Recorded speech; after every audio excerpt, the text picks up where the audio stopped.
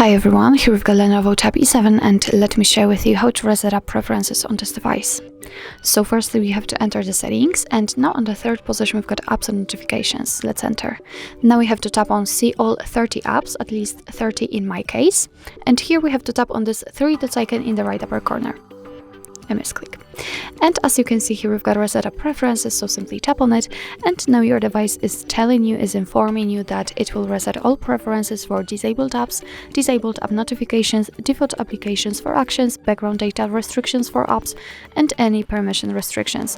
What's more, no worries, you won't lose any app data, so if you're ready, just tap on reset apps. And actually that's all. This is how to reset up preferences in your LENOVO Tab E7. Thank you so much for watching. I hope that this video was helpful, and if it was, please hit the subscribe button and leave the thumbs up.